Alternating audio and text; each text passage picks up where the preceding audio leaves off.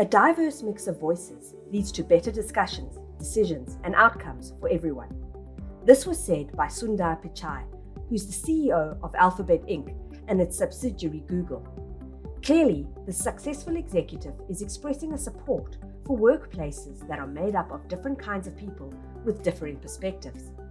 Pichai is advocating for workplace diversity and inclusion, something that many global organizations are recognizing as a strategic priority. But why? What's so great about workplace diversity? Why do companies want that? And those that have it, what are the positive implications and the challenges that it brings? This short course, all about diversity and inclusion at work, will look to unpack and understand this relevant topic and help you, the student, to see some of the below-the-surface dynamics which affect how companies, teams, and leaders are at creating an inclusive space and place. So let's take a look at Lesson 1, which is all about a shifting social context, and it's your first lesson in diversity and inclusion at work. The objectives for this lesson are to introduce the concept of a diverse workplace, and then to contextualize workplace diversity in broader social change and the social dynamics that go on around us all the time. Then we'll explore briefly the history and importance of this topic so that you understand why it matters. And lastly, we'll understand the implications for organizations and why they are taking workplace diversity and inclusion so seriously. So let's start by looking at a shifting social context.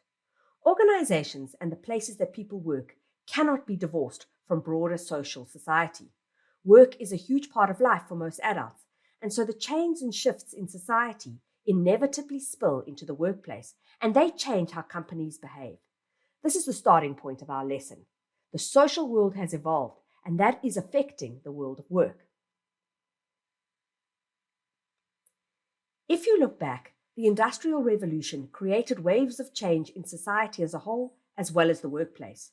The very nature of how societies operated and on what they were based moved from agrarian farms and land ownership to commercial business and economic productivity.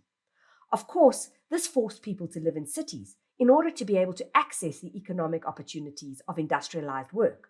And so towns became cities, and over time, megacities, both in Europe and in the US, emerged. Urbanization meant that lots of different kinds of people were now living in close quarters, and their differences and similarities were easily identifiable. People began to move to different cities to access economic prospects, and hence you have waves of migration across the globe. This further diversifies society and creates communities of very different people, all living and working in the same place. You can see how societal change would be mirrored in the demographics or profile of a labor force. But over and above that, what was considered work was dramatically altered by industrialization. And so what has this meant for the workplace? The changing nature of work continues today, particularly driven by technology. You constantly have new industries being born out of innovation and the need to meet consumer demands. And this means that new kinds of work or jobs are being born all the time. It's funny to think about, but before 2005, which is not that long ago, there was no YouTube, never mind a video blogger as an actual real job. So new jobs require new and different skills, and companies are going to have to look further and wider across the globe to find the talent and the skills that they need. And so because of this need for a different kind of capability that might be found only in unusual places or within a certain demographic profile of an employee, different kinds of people suddenly become employable, who perhaps 50 or 60 years ago were not the usual employee candidates. For example, an advertising agency may actually need to hire teenagers as brand consultants in order to understand how to market to a new kind of sneaker to a new kind of teenage consumer. Or suddenly, people who can speak English and Mandarin are required all over the globe to translate the one language to the other. So this idea that there is no typical worker is becoming more and more of a reality.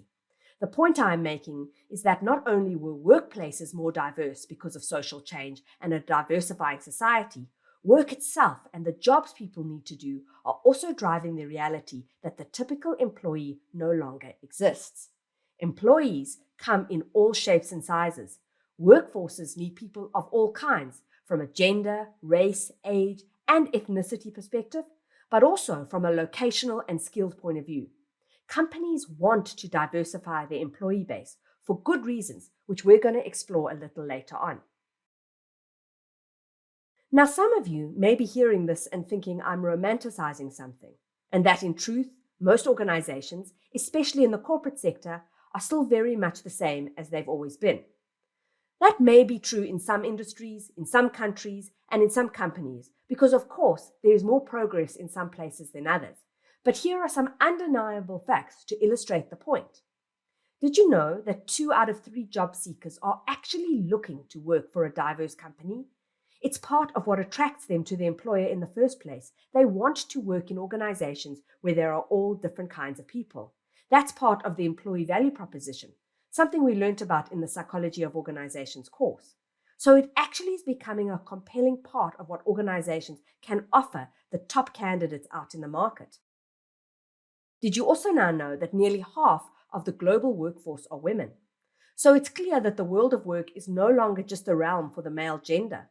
Although it's important to say that women are still fairly underrepresented among senior levels and they are not paid equally.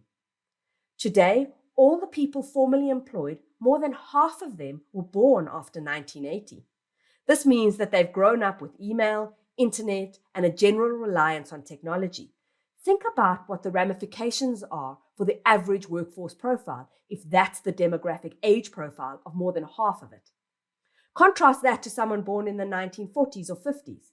My point is that you now have workforces where multiple generations are all working at the same company, diversifying that workforce. Another very interesting statistic put out by the Bureau of Statistics in America is that by 2044, which is little more than 20 years away, minorities in the workplace as a collective may actually be the majority in the US. Clearly in the States, the notion that workforces will remain pale and male is highly unlikely. So today, diverse workplaces are increasingly the norm. Whether you look at it from a race, an age, or a gender perspective, workplaces are becoming more and more diverse. We've spoken about the societal shifts which impacted the nature of work, but to contextualize further, let's just focus specifically on the idea of workplaces deliberately pulling in different kinds of people to become employees and understand where that came from. Initially, progress was really slow, and many organizations were reluctant to hire anything other than able-bodied men. But the world wars changed all that. Paid work, which was typically only accessible to men, suddenly needed to be fulfilled by women. There simply weren't enough men to do the jobs that were required. And so war drove dramatic shifts in the makeup of workforce profiles. And by the early 20th century, women were meaningfully joining the workforce to do the jobs that there were simply no men to do. I want us to just stop a minute and have a think. What do you think that might have been like back then? For the women themselves who suddenly found themselves formally employed in industrialized factories? For the men whom they worked alongside? And what do you think the social implications were of suddenly shifting the demographic profile of the labor force? By the mid-20th century, the focus of workplace diversity had shifted to racial and ethnic representation in workplaces. And today, when we talk about workplace diversity, we're talking about it as a much broader and holistic concept. And in our next lesson, we'll explore that far, far deeper. But we can clearly say that globalisation has rapidly accelerated diversity at work. Now, there is such freedom of movement, there's ease of travel, people are able to access different physical locations, and that's creating far deeper social diversity. We also are seeing skill shortages, which means that companies have to look in different places and pull employees from different labor pools all across the world. And that is diversifying workforces too. Technology is a huge enabler. Instead of having to have people physically work in the same place, now you might employ people from all over the world to virtually work in one team. And you can see how that will change the nature of that team because you suddenly have a much more diverse group of people who have to work and cohesively produce work together. And lastly, skilled employees want a broader range of work opportunities. So they will look for organizations that can offer them career opportunities, which might give them a chance to work in different parts of the world, in different teams, and with people who come from different backgrounds to themselves. So workplaces are now more diverse than ever before, and we will continue to see that trajectory get more and more intense. So what does this mean for organizations? If we buy this idea that workforces are diversifying even further and that workplace diversity is becoming increasingly the norm, what does it really mean for companies who employ people? Firstly, this assumption of homogeneity simply does not hold. Homogeneous means everybody's the same. And if you're thinking like that about your workforce, you're going to find that this idea of the typical employee no longer really exists. There are very few homogeneous workforces. They may look the same at face value, but as we'll learn in lesson 2, once you start thinking broadly about the concept of diversity and really examining all the ways in which people are different, sometimes in subtle ways that you can't see at the surface, you realize that actually workforces are heterogeneous, which means that people are very different from each other. You might think of certain employee groups like factory workers or the soldiers who make up an army as a homogeneous group of employees. They're very much the same. They're similar kinds of people. But the truth is that assumption simply doesn't hold. So it's virtually impossible to cater for a single profile of employee. If you're an organization trying to devise practices or processes to manage your workforce, and you're coming up with those with a singular profile of employee in mind or a typical kind of profile, you're going to find that those assumptions simply aren't good enough. Now diversity is and has to be accepted as a global reality for most organizations. And that affects how they are defining their people management practices. They're thinking about their workforces as heterogeneous. And when they're developing processes and practices to manage their people, they're thinking about people in a diverse way. But this brings complexity. Workforces are becoming increasingly harder to manage because heterogeneity is complex. Diverse workforces are more challenging to harness because you have all sorts of people who have different value sets, different motivational drivers, and different perspectives on the world. And you're trying to put in place the best processes to manage those employees and to get the best performance out of them. But it's difficult because you're no longer dealing with a typical average. This requires greater levels of understanding and depth from organizations and from teams who put those processes in place. New skills and insights are needed, both in the HR space and in the leadership space. If you understand that your workforce is diverse and that the needs to manage that workforce are becoming increasingly complex, you're going to have to dig deeper and come up with more innovative and more sophisticated ways of managing that. And for some organizations, developing sophisticated workforce management practices that really keep pace with the rate in which their workforce is diversifying is becoming increasingly challenging. And that's why diversity management is now a strategic priority for most organizations. Another major implication is that the competence of managers and leaders is being very heavily challenged by this reality. It's not easy to manage a diverse workforce, and it's not easy to manage the microcosm of that, which is a diverse team. It's an essential leadership skill. If you're leading a team, no matter how big or small it is, that's made up of diverse people, of which it is likely to be, because we know that workforces are getting more and more diverse. This is a skill you need in place, but that not everybody has. And it's not an easy thing to assess or recruit for. Many organizations who make it a core competence of managers to be able to manage a diverse team are finding that their recruitment practices don't really allow them to ascertain who has it and who doesn't. And then it's difficult to train managers on. Although many companies have lots of diversity learning programs, often the trick of being able to teach your managers the skills they need to manage people who are different to them, that's quite a big gap to break. But it's critical for team effectiveness. Actually, it's very hard to get the best performance out of your team if you don't understand how to harness the diversity and to actually leverage it as a source of enhanced productivity. And all of this complexity is pushing beyond the typical management skills. And a trend in the leadership development space is to really try and find ways of enabling managers to tap into the skill and to build it. And that's proving to be quite difficult. But diversity can and must be leveraged. Most organizations recognize that it is actually a source of competitive advantage.